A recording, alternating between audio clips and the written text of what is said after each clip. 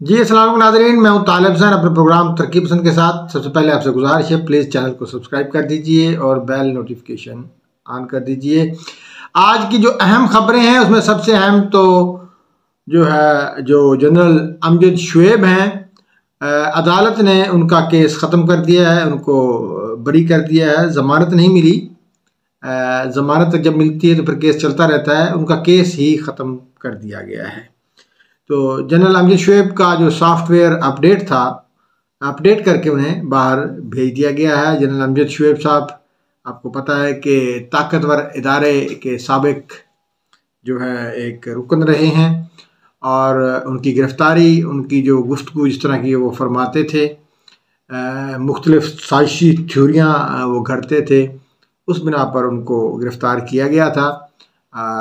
जो गिरफ़्तारी थी, हालिया गिरफ़्तारी जो थी, वो एक टीवी शो में उनकी एक गुफ्तगू थी, उसके ऊपर उनके खिलाफ FIR दर्ज की गई थी। हालांकि ऐसी कोई बात नहीं थी, कोई इतनी सख्त गुफ्तगू उन्होंने नहीं की थी, लेकिन बहरकैफ जब एक फ़ैसला कर लिया जाए कि किस किस का सॉफ्टवेयर अपडेट करना है, तो ये भी एक उसी सिलसिले की एक कड़ी थी। जनरल अमजद शुएब साहब ने अपने मोबाइल से व्हाट्सएप डिलीट कर दिया था जल्दी में। कहा जा रहा है कि वो जो व्हाट्सएप है वो ताकतवर लोगों ने रिकवर कर लिया है, और जनरल साहब के जो राब्ते जनरल फैज़ हमीद और दीगर जर्नलों के साथ और जजेस के साथ जो थे वो साबित हो गए हैं, और उनको समझा बुझा के बंदे का पुत्र बन जा, वो वापस भेज दिया है। दूसरी अहम खबर ये है कि जो फ्रंटमैन है चौधरी परवेज़ इलाही के मोहम्मद खान भट्टी, जो के सेक्रेटरी असम्बली भी रहे हैं, और ये भट्टी ख़ानदान जिस तरीके से करप्शन करता रहा है, एक क्लर्क से लेकर वो सेक्रेटरी असम्बली बने और अपने भतीजे को MPA बनाया, बड़ी इंडस्ट्रीज़ बनाई, बहुत पैसा कमाया। मोहन इलाही के बहुत सारे केसेस के अंदर जो है वो फ्रंटमैन का किरदार अदा करते रहे हैं। तो आपको पता होगा काफ़ी दिन पहले एक खबर आई थी कि उनको मटियारी के करीब जो है अगवा कर लिया गया है, वो मिल नहीं रहे, वो रपोश थे। आज उनकी जो है गिरफ्तारी जाहिर कर दी गई है, और कहा यह गया है कि वो बलूचिस्तान के रास्ते कहीं अफ़गानिस्तान या ईरान फ़रार हो रहे थे, तो उनको गिरफ़्तार कर लिया गया है। तो बहुत सारी बातें उन्होंने उगली हैं परवेज़ इलाही के ख़िलाफ़, और बहुत सॉलिड मवाद जो है वो उन्होंने दिया है।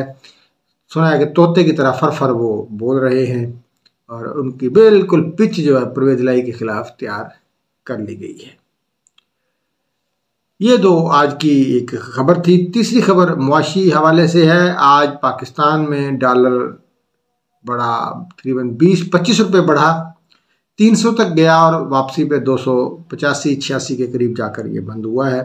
कल 6 रुपये बढ़ा था। आज सुबह पूरे पाकिस्तान में एक जो है हिजान बरपा था, और हर तरफ अफरा तफरी का आलम था।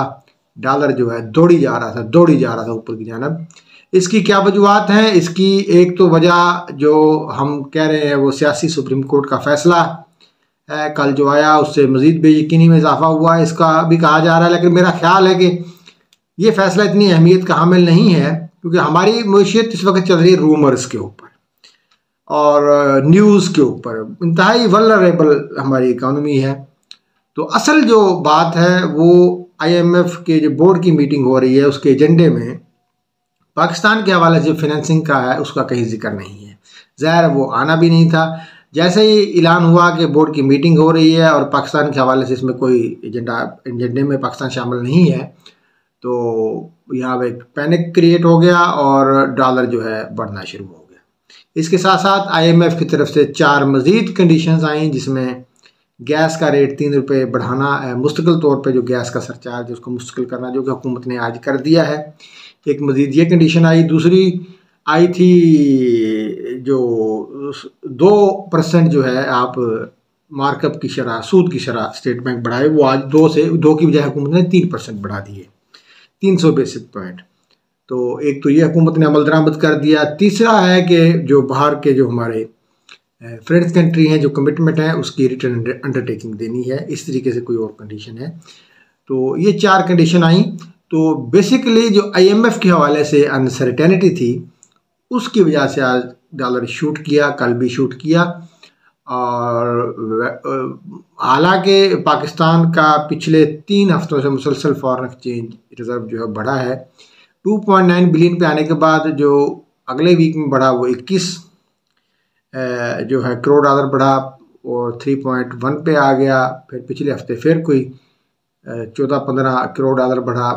बीच में अब जो है चाइना की किस्त आ गई, तकरीबन वो जो रिजर्व 2.9 पे आ गए थे, अब तकरीबन 4 अरब के करीब वो पहुंच गए हैं स्टेट बैंक के।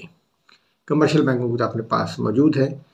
तो इस तरीके से वो तो इम्प्रूवमेंट आई है, लेकिन ये रूमर्स थी, जो सिचुएशन बनी थी सुप्रीम कोर्ट और दीगर IMF की वजह से, तो मेजर जो वजह थी वो IMF का प्रेशर था। तो इस वजह से आज डॉलर के ऊपर क्राइसिस आया और इसाक डार साहब ने ट्वीट भी किए।